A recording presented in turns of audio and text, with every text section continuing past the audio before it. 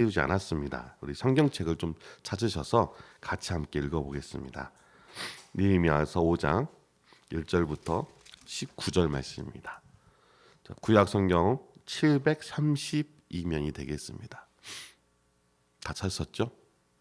같이 함께 읽겠습니다.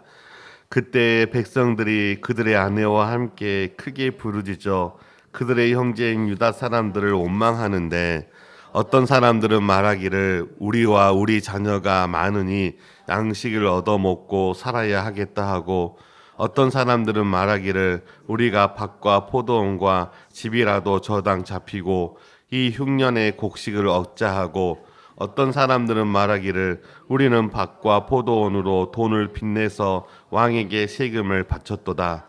우리 육체도 우리 형제의 육체와 같고 우리 자녀도 그들의 자녀와 같거늘 이제 우리 자녀를 종으로 파는도다. 우리 딸 중에 벌써 종된 자가 있고 우리의 밭과 포도원이 이미 남의 것이 되었으나 우리에게는 아무런 힘도 없도다 하더라.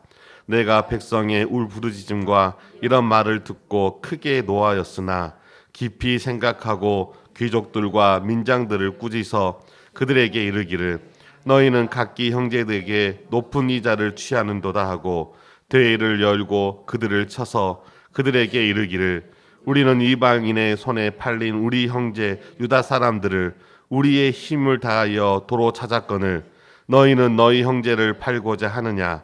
더구나 우리 손에 팔리게 하겠느냐 하매 그들이 잠잠하여 말이 없기로 내가 또 이르기를 너희 소행이 좋지 못한도다. 우리의 대적 이방 사람의 비방을 생각하고 우리 하나님을 경외하는 가운데 행할 것이 아니냐. 나와 내 형제와 종자들도 역시 돈과 양식을 백성에게 구워 주었거니와 우리가 그 이자 받기를 그치자. 그런즉 너희는 그들에게 오늘이라도 그들의 밭과 포도원과 감람원과 집이며 너희가 구워준 돈이나 양식이나 새 포도주나 기름의 100분의 1을 돌려보내리라 하였더니 그들이 말하기를 우리가 당신의 말씀대로 행하여 돌려보내고 그들에게서 아무것도 요하고자 아니하리이다 하기로 내가 제사장들을 불러 그들에게 그 말대로 행하겠다 맹세하게 하고 내가 옷자락을 떨며 이르기를 이 말대로 행하지 아니하는 자는 모두 하나님이 또한 이와 같이 그 집과 산업에서 털어버리실지니 그는 곧 이렇게 털어서 빈손으로 될지로다 하며 회중이 다 아멘하고 여호와를 찬송하고 그 백성들이 그 말한 대로 행하였느니라. 또한 유다 땅 총독으로 세움을 받을 때 곧 아낙사스다 왕 제20년부터 32년까지 12년 동안은 나와 내 형제들이 총독의 녹을 먹지 아니하였느니라. 나보다 먼저 있었던 총독들은 백성에게서 양식과 포도주와 또 은 40세겔을 그들에게서 빼앗았고 또한 그들의 종자들도 백성을 압자였으나 나는 하나님을 경외함으로 이같이 행하지 아니하고 도리어 이 성벽 공사에 힘을 다하며 땅을 사지 아니하였고 내 모든 종자들도 모여서 일을 하였으며 또 내 상에는 유다 사람들과 민장들 150명이 있고 그 외에도 우리 주위에 있는 이방 족속들 중에서 우리에게 나아온 자들도 있었는데 매일 나를 위하여 소 1마리와 살진 양 6마리를 준비하며 닭도 많이 준비하고 열흘에 한 번씩은 각종 포도주를 갖추었나니 비록 이같이 하였을지라도 내가 총독의 녹을 요구하지 아니하였음은 이 백성의 부역이 중함이었더라. 내 하나님이여 내가 이 백성을 위하여 행한 모든 일을 기억하사 내게 은혜를 베푸시옵소서. 아멘. 기도하겠습니다. 하나님, 우리의 모든 행위를 아시고 그 행위에 따라 우리를 판단하시는 하나님, 오늘도 당신의 공의가 이 땅 가운데 실현되어지지 않는 것처럼 보일지라도 하나님, 끝까지 하나님께서 이루시고 하시는 그 하나님의 귀하신 약속의 말씀들을 붙잡고 환난 가운데에서도 이겨나갈 수 있도록 인도하여 주시옵소서. 우리의 위기상황은 우리를 약하게 만듭니다. 그런 약함이 우리가 넘어지는 걸림돌이 되지 않게 도와주시옵시고 오히려 그러한 약함이 하나님을 바라보며 하나님을 의지하는 기회가 될 수 있도록 인도하여 주시옵소서. 예수님의 이름으로 기도합니다. 아멘. 우리가 느헤미야서를 계속 살펴보고 있습니다. 큰 주제인 위기 속에서 만난 하나님 14번째 시간으로 여호와를 경외하는 삶이라는 주제를 가지고 말씀을 증거하도록 하겠습니다. 사람에게 닥치는 위기는 모든 것을 약하게 만듭니다. 어떤 일이 그 진행하는 과정에서 급하게 악화된 상황 또는 파국을 맞은 만큼 위험한 상황을 우리는 위기다라고 부릅니다. 그러니까 몸의 건강함을 위하여서 좋은 약도 먹고 운동도 하고 좋은 음식도 먹었는데 갑작스럽게 몸에 암이라든가 정말로 예기치 못하는 큰 질병이 발견되어졌을 때 사람은 그러한 악화된 상황으로 인하여 또는 사망에 이르도록 우리를 위협하는 그러한 질병으로 인하여 우리가 어려움을 당하게 되어지는데 이러한 상황에 처하는 것을 우리는 위기라고 말할 수가 있는 것이죠. 사람들은 살아가면서 죽을 때까지 이러한 수많은 위기를 겪으며 살아갑니다. 이러한 위기는 개인뿐만이 아니라 공동체가 와해할 수 있는 그러한 위협이 되기도 하지만 오히려 위기는 곧 기회라고 하는 말처럼 혼연일체가 되어 외부의 문제들을 대응함으로써 그 위기를 극복하기도 하는 것이죠. 우리나라를 보더라도 수많은 위기들의 순간들이 있었습니다. 임진왜란에 이어 일제강점기, 아픈 역사인 동족상잔의 6.25, 군부에 의한 독재, 경제위기인 IMF 등 수많은 위기 속에서 국민들이 한 마음이 되어서 그러한 어려움을 이겨내며 오늘날과 같은 대한민국이라는 나라를 만들었습니다. 그렇다고 해서 지금 이 나라가 위기가 없습니까? 그렇지 않음을 우리는 알 수가 있지 않겠습니까? 이러한 위기는 공동체가 더욱더 단합하고 결속력을 공고히 하는 그러한 계기가 되어집니다. 가족 안에서도 어떤 한 사람의 위기가 당하면 그 위기로 인해서 가정이 약해질 수 있는 빌미가 되기도 하지만 오히려 그 한 사람을 중심으로 가족이 연합하여서 정말로 그 위기를 헤쳐나갈 수 있는 강한 동력이 되기도 합니다. 이러한 결속력은 우리가 상상할 수 없는 놀라운 그러한 기적들과 같은 그런 일들을 만들어내기도 하는 것이죠. 그러나 위기는 언제든지 우리 사람들을 약하게 만든다는 사실을 잊어서는 안 됩니다. 그리고 그 위기는 때와 시를 가리지 않고 우리에게 찾아오기 때문에 우리가 그것을 위기라고 말하는 것이죠. 만약 우리가 그 위기의 상황을 안다면 그것이 우리에게 위기가 될 수 있지 않다는 것이죠. 그러니까 우리에게 직면한 위기는 우리가 예측하지 못하는 순간에 찾아오게 되어지는 것을 우리는 알 수가 있습니다. 자, 보십시오. 오랜 시간 주변의 이방인들과 사마리아 사람들로 인하여 큰 환난을 당하고 능력을 받으며 살아왔던 그 이스라엘의 위기를 극복하기 위하여 성벽을 다시금 세우는 것은 이스라엘에게 필수적인 과제였습니다. 느헤미야를 중심으로 성벽 재건 공사를 시작하였지만 그들을 능욕하였던 대적자들은 그대로 내버려 두지 않았습니다.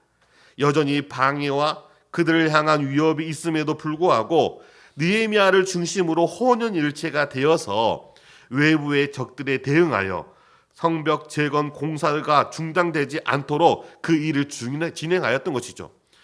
이렇게 혼연일체가 된 놀라운 힘으로 인하여 놀랍게도 이 성벽 재건 공사를 중단하지 않고 무려 52일 만에 완료하게 되어지는 것입니다. 얼마나 놀라운 일입니까? 수세기 동안에 그 일을 이루지 못했던 그러한 어려움 속에서 위기 속에서 절망하였던 그들의 손으로 무려 52일 만에 성벽이 완성되었던 그 자체가 기적과도 같은 일이었던 것이죠. 이처럼 위기를 극복하기 위하여 한 마음 또 한 뜻으로 한 손에는 공사에 필요한 도구를 그리고 다른 한 손에는 자신들을 위협하는 대적자들을 대응하기 위하여 무기를 들고 성벽을 재건하고 그 공사가 그치지 않도록 계속해서 일을 하였던 것이죠. 그러한 상황 속에서 오늘 본문은 그때라고 하는 단어로 시작하고 있습니다. 그때 어떤 일이 발생합니까? 이전에 일어났던 그러한 민족을 하나가 되어서 하나님의 그 선한 일을 쫓아 한 마음으로 성벽을 재건하는 그러한 좋은 일이 있었던 그때에 다른 사건이 발생하게 되어지는 것이죠. 우리가 오늘 짧은 시간에 5장의 이 짧은 19절까지의 말씀을 우리가 읽었는데, 백성이 한 마음 한 뜻으로 마음을 들여 일을 진행하고 있을 때에 하나가 되어도 헤쳐나가기 어려운 그런 공동체에 또 다른 위기가 찾아오는데, 그것은 그런 공동체, 어떤 공동체입니까? 한 마음과 한 뜻으로 모여서 하나님이 분부하신 그 일을 진행하는 공동체를 향하는 원망하는 목소리였던 것이죠. 느헤미야는 위기가 얼마나 위협하고 또 사람들을 약하게 만드는지를 보여주기 위하여 외부의 위기에 이어 시간적 배경으로는 전혀 다른 4장에 이어서 5장의 사건을 기록하고 있습니다. 그러니까 4장과 5장은 시간의 간격이 있는 거예요. 5장에 나온 사건은 어떻게 보면은 삽입된 사건이라고 볼 수가 있는데, 앞장까지는 느헤미야가 귀환한 당에 일어난 그런 사건이라고 한다면, 이 5장에 우리가 읽었던 이 사건은 15절, 14절에서 언급하고 있는 것처럼 느헤미야가 유다 총독으로 부임한 지 대략적으로 12년이라는 시간이 경과한 후에 발생되어진 사건이기 때문인 것이죠. 그러니까 이미 11년이라는 그런 시간의 공백이 있음에도 불구하고 마치 4장과 5장이 이어지는 사건처럼 이 느헤미야가 기록하고 있는 것입니다. 느헤미야가 이렇게 기록한 이유는 무엇입니까? 계속해서 이 하나된 이스라엘 공동체가 직면하고 있는 그런 문제들을 들추면서 우리의 약함을 공격하여 허물어뜨리려고 하는 이러한 대적자들의 공세에 맞서서 하나님의 백성이며 하나님의 자녀로서 어떠한 삶을 살아가야지만이 우리의 무너진 이 빈틈을 메꾸고 정말로 주의 영광을 위한 삶을 살 수 있을 것인가에 대하여 가르치고자 위함인 것이죠. 그래서 시간적으로 후에 발생한 사건이지만 내부적인 측면에서 개인의 신앙뿐만이 아니라 공동체를 허물 수 있는 그런 위기를 계속해서 다룸으로써 현실의 상황 속에서 겪게 될 위기에 우리가 어떻게 대처하는지 그 지혜를 가르쳐주고 있는 것입니다. 자, 보십시오. 느헤미야는 지금 이 이스라엘 백성들의 내부 안에 있는 심각한 위기에 대하여서 우리에게 말해주고 있습니다. 4장에서 이스라엘을 위협하였던 산발락과 도비아, 아라비아 사람과 암본 사람들과 아스돗 사람들과 또한 그들에 의하여서 매수된 자신의 종족들에 의한 외부적인 위기보다 더 심각한 것은 어쩌면 자기 안에서 발생되어지는 내부적인 위기였던 것이죠. 외부의 대적자도 동족을 배반한 자도 아닌 지금 같이 성벽 재건을 하고 있는 형제들을 향한 갈등으로 비롯된 사건으로 등을 맞대고 외부의 위기를 극복해야 할 상황 속에서 오히려 서로를 향하여서 삿대질하며 옥망하고 있는 그 모습을 낱낱이 우리에게 알려주고 있습니다. 1절을 보면은 그때에 백성이 그들의 아내와 함께 크게 부르짖어 그들의 형제인 유다 사람들을 원망하는데, 누구를 원망하고 있습니까? 유다 사람들인데 어떤 유다 사람들입니까? 형제라고 말하고 있는 것이죠. 피를 나눈 형제라는 것이죠. 지금 하나된 마음으로 같이 이 외부의 위기에 맞서 이 성벽 재건 공사를 임하고 있는 그 형제라는 거예요. 지금 바로 옆에서 나와 같이 땀을 흘리며 그 한 땀 한 벽 한 벽 그 벽돌을 쌓아가며 공사를 하고 있는 그 형제를 향하는 그런 원망이라는 것입니다.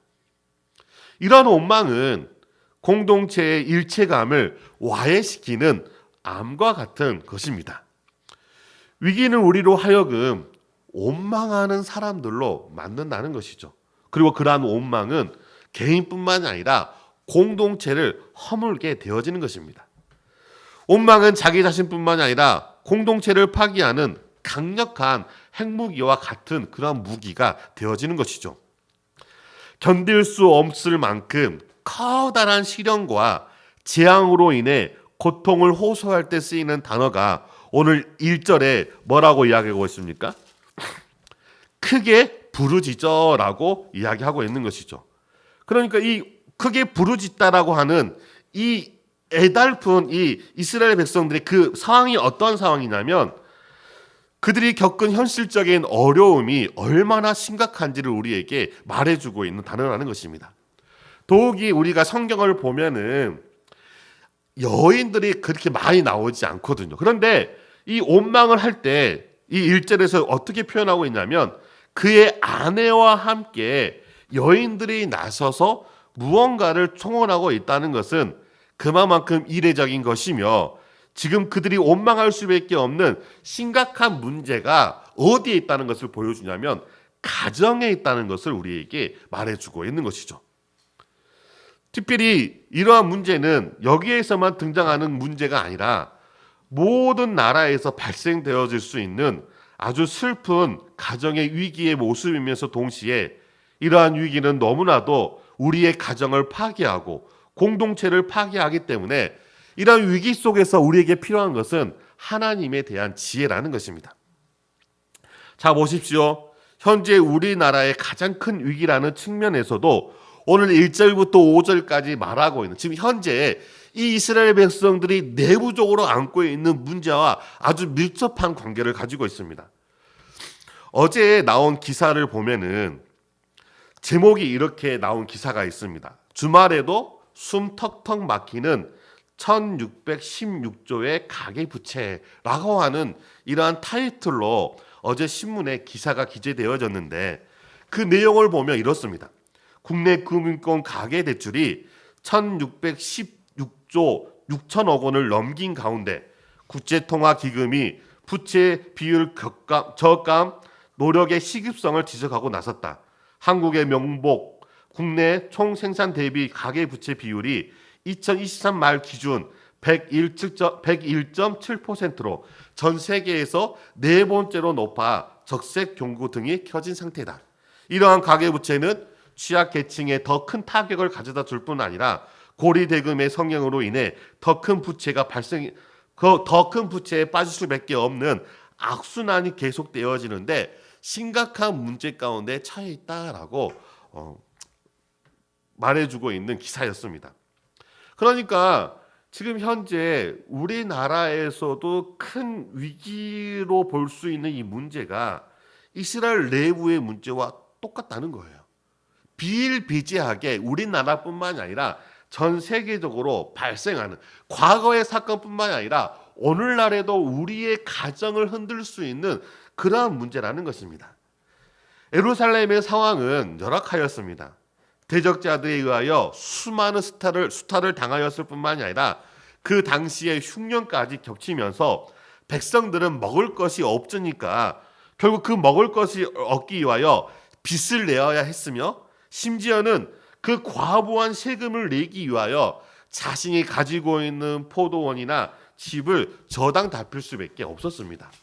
그런데 더 큰 문제는 1년 동안에 수고해서 공들였던 그 농사마저도 망치게 되어진 것이죠.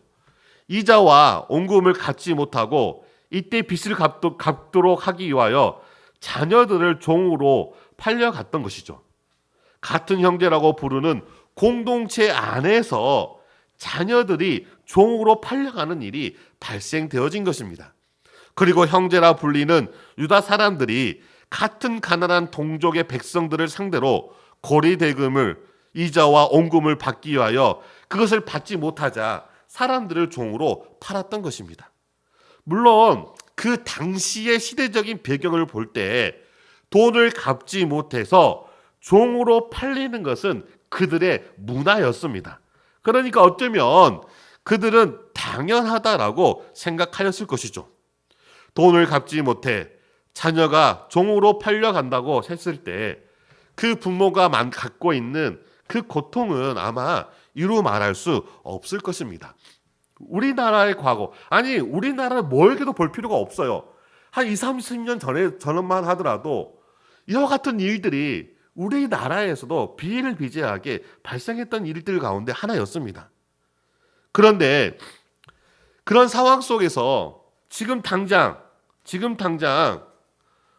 성을 쌓았다고 한들 그들에게는 아무런 소용이 없었던 것이죠.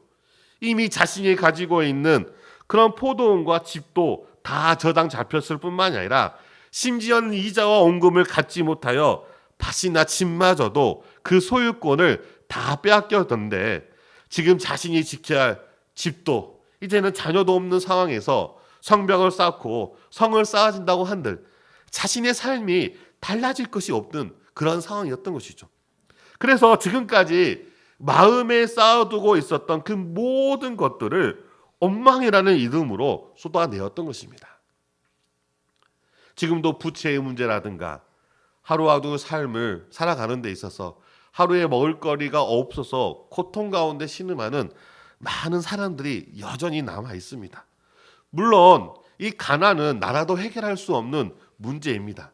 자본주의 시대에 살아가고 있기 때문에 빈부의 격차가 발생되어지는 것은 어쩔 수 없는 사회적인 현상이라 할지라도 그것이 하나님을 믿는 백성들 안에서 공동체 안에서 발생한다는 것은 더 큰 문제라는 것을 이 성경은 지적하고 있는 것이죠. 아마 저라도 이와 같은 상황에 처해 있으면 원망하였을 것입니다. 여기에 앉아있는 모든 하나님의 백성이 은혜 가운데 있다 할지라도 원망하지 않을 사람이 누가 있겠습니까? 아무런 힘도 능력도 없는 자기 자신을 대하여 어찌할 수 없는 이 현실을 향하여 그리고 그렇게 상황으로 만들어버리고 방황하고 있는 그런 사람들을 향하여 원망하지 않고 가만히 있을 수 있는 사람이 누가 있겠습니까? 그런데도 이러한 원망을 당연하게 받아들여서는 안 된다라고 성경은 우리에게 가르쳐주고 있습니다. 자, 보십시오. 본문에서 원망이 나오는 그때를 주목하시기 바랍니다. 한 마음 한 뜻으로 무너진 틈을 메우고 이제는 더 이상 환난을 당하지 않기 위하여 협력하여 선을 이루고자 하는 그때에라고 이 성경은 명확하게 지적하고 있는 것이죠. 그러니까 곧 원망이 부출된 그때가 어떤 시기인지를 강조하면서 이러한 원망이 가져다주는 개인뿐만이 아니라 공동체를 허무는 큰 위기가 될 수 있기 때문에 원망 대신에 우리가 무엇을 가져야 하는지에 대하여서 교훈하고자 이 느헤미야서를 기록하고 있는 것입니다. 이스라엘이 출애굽한 후에 가로막고 있는 홍해를 건너는 기적과 같은 일을 경험하였습니다. 그래서 모세와 미리암이 함께 모여서 자신들을 구원하신 하나님을 향하여 찬양합니다. 이 15장의 찬양에 이어서 16장은 바로 16장 이전에 어떤 일이 나오냐면 며칠이 지나지 않아 한 마음으로 하나님을 찬양하였던 이스라엘 백성들이 한 입으로 하나님을 원망합니다. 광야에 먹을 식량이 없자 출애굽기 16장 2절에 이스라엘 자손 온 회중이 그 광야에서 모세와 아론을 원망하였다라고 기록하고 있습니다. 성령의 강력한 역사 속에서 사도들이 하나님의 말씀을 깨달아 하나님의 복음을 증거하고 그로 인하여서 수많은 사람들이 하나님께로 돌아오는 놀라운 회심의 역사가 일어납니다. 그렇게 세워진 교회가 예루살렘 교회입니다. 이 예루살렘 교회에 수많은 사람들이 모여서 자신이 죄인인 것을 회개하고 하나님 앞에 예배합니다. 그런데 이렇게 교회가 부흥하고 있는 이때 어떤 일이 발생합니까? 6장 1절에 보면은 그때에, 여기서도 그때라고 하는 단어를 사용하고 있어요. 그때에 제자가 더 많아졌는데, 제자가 많아졌다는 것은 하나님의 일을 위해 헌신하는 사람들이 많아졌다는 거예요. 교회의 일꾼들이 많아져서 이제는 그전에는 교회가 너무나 작아서 하지 못했던 구제와 선교와 전도와 또 연약한 영혼들을 돌보는 그런 일을 많이 할 수 있는 그때에 어떤 일이 발생합니까? 헬라파 유대인들이 자기의 가부들이 매일의 구제에 빠짐으로, 자, 여기서도 가난한 사람들에 대한 문제가 발생하게 되어지는 것이죠. 히브리파 사람을 원망하니. 자, 여기서도 원망하는 문제에 대해서 우리에게 말해주고 있는 것입니다. 그때에 원망하였다라고 말하고 있는 것이죠. 그러니까 그때에 원망하는 그 시기에 대하여서 성경은 끊임없이 우리에게 가르쳐주고 있는 거예요. 왜? 이 원망이 잘못된 원망이라는 것을 우리에게 말하고자 하는 것이죠. 하나님은 우리의 상황을 너무나도 잘 알고 있어요. 그렇기 때문에 원망할 수밖에 없는 상황을 하나님께서 모르실까요? 모든 것을 아시는 하나님께서 지금 우리가 원망할 수밖에 없는 우리의 비참한 이 현실을 하나님께서 모르실까요? 외면하실까요? 그렇지 않다는 것이죠. 그렇지 않다는 것이죠. 그럼에도 불구하고 우리가 원망할 수밖에 없는 그런 절대적인 상황 속에서 이 원망이 무엇을 무너뜨립니까? 나와 공동체를 무너뜨리기 때문에, 더욱 약하게 만들기 때문에 원망하지 말라라고 우리에게 교훈하고자 이러한 사건들을 통하여서 우리에게 알려주고 있는 것입니다. 자, 보십시오. 이렇게 연약해진 이스라엘 지체들이 원망하였던 그 이유가 무엇입니까? 표면상의 이유는 분명합니다. 뭡니까? 고리대금으로 인하여 가난한 자, 정말로 모세의 율법을 통하여서 과부와 고아들을 살피라고 하신 하나님의 율법을 어기고 이 시대가 그렇게 흘러가기 때문에 누구나 다 하는 것이기 때문에 나도 괜찮겠지라고 하는 그런 세상적인 방법을 가지고 교회 안에, 신앙 안에 침투하여서 똑같이 행동하는 것이죠.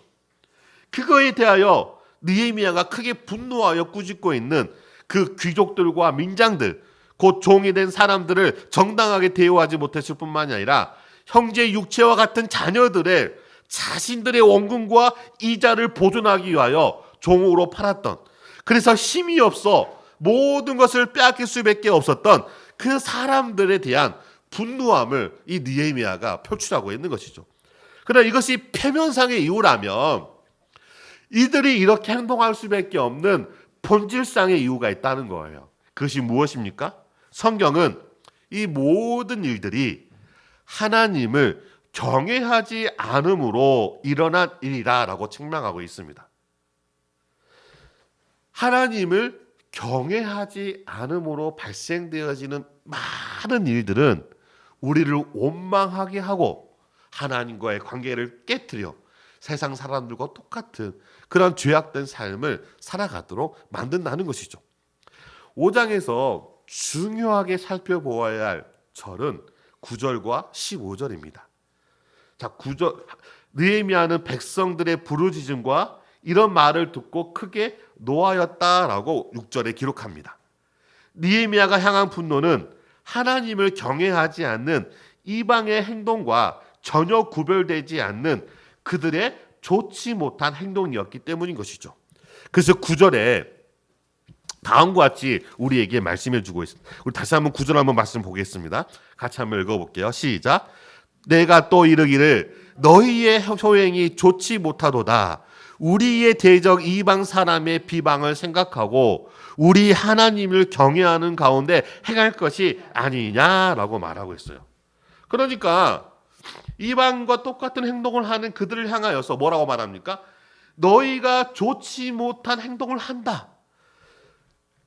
내가 이르기를 너희의 소행이 좋지 못하도다. 우리의 대적 이방 사람들의 비방을 생각하고 우리 하나님을 경외하는 가운데 행할 것이 아니냐라고 묻는 것이죠. 느헤미야는 이들의 행동들이 이방 사람들의 비방을 일으킨다는 사실에 대하여서 지적하고 있습니다. 그러니까 하나님의 뜻과 무관하게 살면서 자신들을 거룩한 하나님의 백성이라 칭하는 이스라엘 백성들의 모순에 대하여 내뱉는 이방 사람들의 조롱을 지금 지적하고 있는 것이죠. 그렇지 않겠어요? 하나님의 백성이라고 하면서 이방 사람들과 똑같이 행동하는 그런 모습을 볼 때 이방 사람들은 우리를 조롱할 수밖에 없는 거예요. 야, 너희들 하나님을 믿는다고 하면서 우리가 똑같이 하느냐? 우리가 뭐 하나님을 알지 못하니까 막 산다고 하지만 너희들은 하나님을 알고 하나님의 법이 있는데 형제를 사랑하라고 했는데 가난한 자의 것들을 채취할 뿐만이 아니라 형제라고 부르는 사람들을 종으로 삼는 행동은 하나님의 거룩한 백성의 정체성을 크게 훼손하는 일이면서 동시에 이는 하나님의 이름을 망령되이 일컫는 것 같은 그러한 일이었던 것이죠. 종종 뉴스에 등장하는 교회의 여러 가지 사건들이 있습니다. 목회자들과 관련된 그런 사건들은 우리의 눈살을 아주 찌푸리게 만듭니다. 소용이 좋지 못한 행동들로 인하여 원수들로 하여금 회방할 거리를 얻게 한 일을 만드는 것이죠. 이는 자족함을 모르는 탐심이자 종욕의 덩어리 때문에 발생되어지는 문제입니다. 바울이 크게 기뻐하라라고 빌립보 교회를 향하여 말합니다. 이 바울이 그 교회를 향하여 기뻐할 수 있었던 것은 무엇입니까? 바로 자족하는 하나님의 은혜를 알았기 때문인 것이죠. 그래서 빌립보서 4장 11절과 13절에 다음과 같이 말합니다. 내가 궁핍함으로 말하는 것이 아니니라. 어떠한 형편이든지 나는 자구족하기를 배웠노니 나는 비천에 처할 줄도 알고 풍부에 처할 줄도 알아. 모든 일 곧 배부름과 배고픔과 풍부와 궁핍에도 처할 줄을 아는 일체의 비결을 배웠노라. 그러면서 뭐라고 말합니까? 내게 능력 주시는 자 안에서 내가 모든 것을 할 수 있느니라. 이 자족함의 비결이 하나님의 능력이라는 거예요. 이 자족함이 우리가 모든 것을 할 수 있는 하나님의 힘이라는 것을 말해주고 있는 것이죠. 이런 바울의 고백은 지혜자의 말씀과 일맥상통합니다. 잠언 30장 8절과 9절 말씀에 지혜자는 다음과 같이 우리에게 말씀해 주고 있습니다. 곧 헛된 것과 거짓말을 내게서 멀리 하옵시며 나로 가난하게도 마옵시고 부하게도 마옵시고 오직 필요한 양식으로 내게 먹이시옵소서. 혹 내가 배불러서 하나님을 모른다 여호와가 누구냐 할까 하오며 혹 내가 가난하여 도둑질하고 여호와의 내 하나님의 이름을 욕되게 할까 두려워함이니이다. 그러니까 자족하는 은혜를 모르면 하나님을 무시하거나 이 세상에 있는 것을 향하여 탐하게 된다는 것을 가르쳐주고 있는 것이죠. 결국 이러한 행동은 하나님을 알지 못하고 하나님을 경외하지 않는 사람들의 좋지 못한 소행, 곧 행동이라는 것을 우리에게 교훈하고 있는 것이죠. 느헤미야는 하나님을 경외하는 사람이라면 이런 대적자들의 비방 때문이라도 대적자들의 비방을 받지 않게 해서라도 그렇게 해서는 안 된다라고 구절에서 말하고 있는 거예요.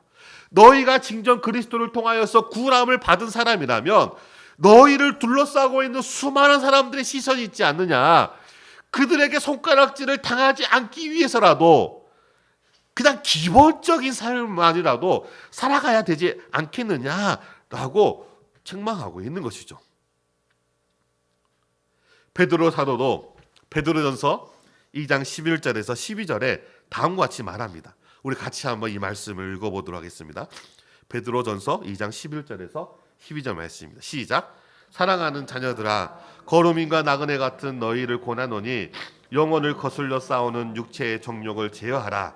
너희가 이방인 중에서 행실을 선하게 가져 너희를 악행한다고 비방하는 자들로 하여금 너희 선한 일을 보고 오시는 날에 하나님께 영광을 돌리게 하려 함이라. 이방 중에서 행실을 선하게 가져 너희를 악행한다고 비방하는 자들로 하여금 너희의 선한 일을 보고 오시는 날에 하나님께 영광을 돌리게 하려 함이라. 그러기 위해서 뭘 해야 하는 거예요? 육체의 정욕을 제어하라는 거예요. 육체의 정욕을 제어하지 못하기 때문에 목회자들이 그러한 악한 일을 행하는 거예요. 육체적인 정욕을 제어하지 못하기 때문에 많은 그리스도의 이름을 가지고 세상 사람들과 똑같이 살아가는 거예요. 바울도 디도서 2장 7절에 8절에 다음과 같이 말씀합니다. 범사에 내 자신의 선한 일의 본을 보이며 교훈에 부패하지 아니함과 단정함과 책망할 것이 없는 바른 말을 하게 하라. 이는 대적자로 하여금 부끄러워 우리를 악하다 할 것이 없게 하려 함이라. 이는 하나님을 섬기는 그리스도인으로서 마땅히 하나님을 알지 못해서 그래서 하나님과 상관없는 삶을 자신의 정욕을 쫓아 살아가는 사람들처럼 생각하는 것이 아니라 우리가 하나님을 경외하는 사람들이라는 것을 우리의 삶으로 보여주므로 그들이 우리가 믿는 하나님 앞에 나와 회개하고 하나님과 같이 우리와 같이 공동체적으로 하나님 앞에 나아가기를 힘써라는 것을 우리에게 가르쳐주고 있는 것이죠. 하나님을 경외하는 가운데 형제의 아픔과 고통을 같이 나누며 사는 삶을 살아가는 것, 그것이 하나님이 가장 기뻐하는 삶이라는 것을 우리에게 말해주고 있는 것입니다. 하나님을 경외하지 않는 삶은 하나님과 상관없는 삶입니다. 그 삶의 중심은 하나님이 있는 것이 아니라 여전히 자기 자신으로 채워져 있습니다. 하나님을 경외하지 않는 사람들에 대한 에레미야 말씀을 보시기 바랍니다. 에레미야서 5장 22절에 여호와의 말씀이니라 너희가 나를 두려워하지 아니하느냐, 내 앞에서 떨지 아니하겠느냐. 두려워하다라는 것은 경외하다라고 하는 뜻을 담고 있는 것이죠. 그러니까 너희가 나를 경외하지 아니하느냐라고 묻고 있는 거예요. 그러면서 23절과 24절에 그러나 너희 백성은 배반하며 반역하는 마음이 있어서 이미 배반하고 갔으며 또 너희 마음으로 우리에게 이른 비와 늦은 비를 때에 따라 주시며 우리를 위하여 추수의 기한을 정하시는 우리 하나님 여호와를 경외하자 말하지도 아니하니. 자, 하나님을 경외하자 말하지도 아니하는 이 이스라엘 백성들의 어떤 행동을 합니까?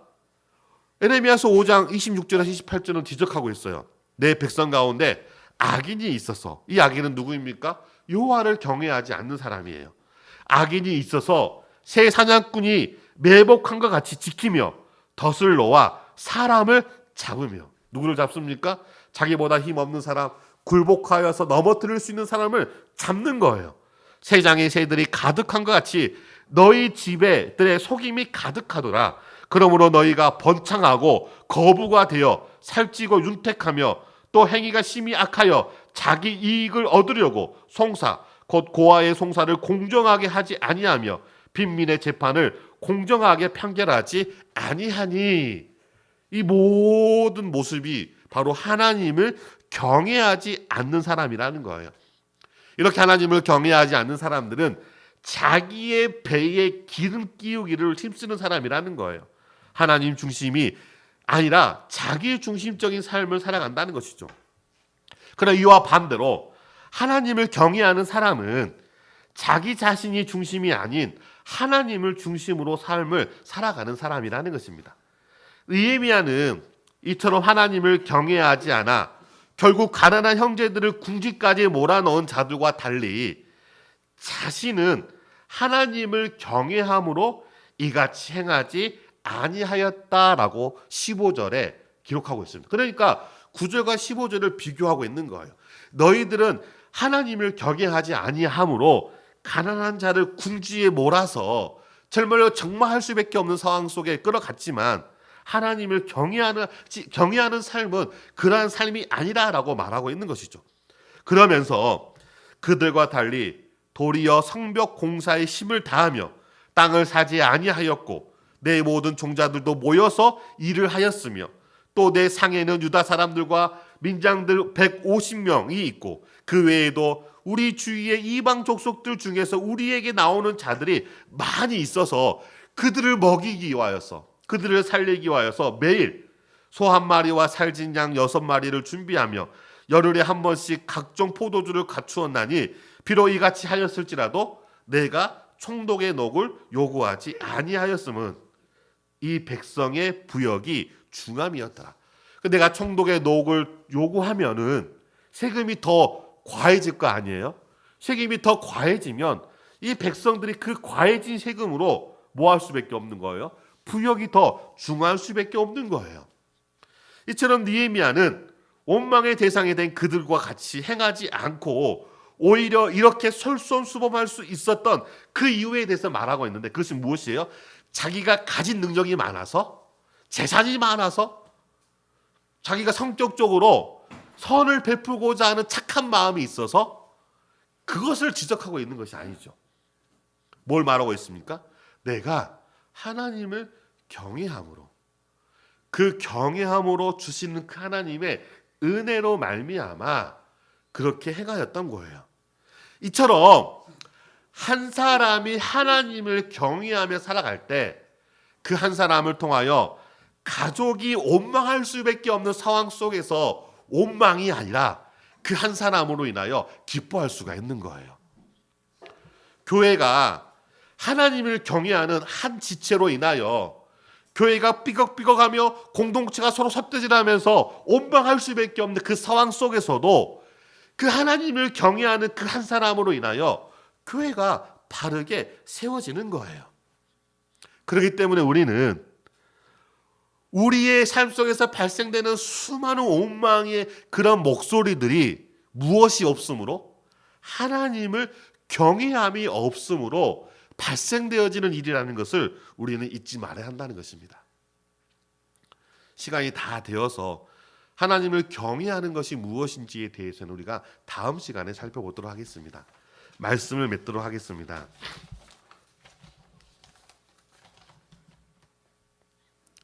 하나님은 우리를 지켜보시는 하나님이십니다. 그래서 이 느헤미야가 하나님을 경외하는 그 이유에 대하여서 이 15장 마지막에 기록하고 있어요. 마지막 절 우리 같이 한번 읽어보겠습니다. 19절 말씀입니다.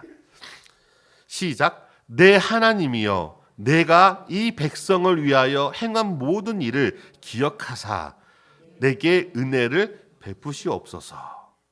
자, 두 가지를 이야기하고 있어요. 하나는 나의 모든 것들을 기억하신 하나님이시라는 거예요. 기억하신 하나님이시라는 것이죠. 내가 사람이 있는 곳에서 행하는 것과 사람이 없는 곳에서 행하는 그 모든 것들을 기억하신 하나님, 감찰하신 하나님이시라는 것이죠. 그리고 이렇게 우리가 하나님을 경외할 수 있는 것도 무엇이 아니면 하나님의 은혜가 아니면 할 수 없다는 거예요. 그래서 이 모든 것들을 마무리하면서 이 느헤미야는 자신이 그렇게 살아왔음에도 불구하고 하나님께 무엇을 구하고 있죠? 내게 은혜를 베푸시옵소서. 우리가 한 주간을 살아갈 때 정말로 부족한 것이 너무나 많아요. 저도 지금 감기라는 것이 일주일 동안 지나도 아직도 코가 맹맹하고 지금 숨을 멈춘 상태에서 지금 계속 해결하고 있어가지고 머리가 띵하고 그러거든요. 빨리 나았으면 좋겠어요. 그렇게 사람들은 자기를 힘들게 하는 그런 상황 속에서 빨리 벗어나고 싶어 해요. 그것은 당연히 육체를 가지고 있는 사람이라면 당연하지 않겠어요? 그러나 그렇게 벗어난다고 한들 우리의 삶을 위협하는 위기가 없을까요? 우리를 힘들게 하는 그 고통을 주고 염려하고 근심하는 일들이 아예 멈추는 것일까요? 아니라는 것이죠. 우리가 죽는 날까지 우리를 힘들게 하고 가슴 아프게 하고 우리가 염려하고 근심할 수밖에 없는 수많은 일들은 끊임없이 우리의 인생길 앞에 놓여져 있다는 거예요. 그런 인생길을 걸어가는 나그네와 같은 우리에게 필요한 것이 무엇이겠습니까? 이 느헤미야가 하나님께 기도했던 것처럼 하나님 한 주간에도 나에게 은혜를 베푸시옵소서. 이러한 은혜 안에 살아가시기를 주의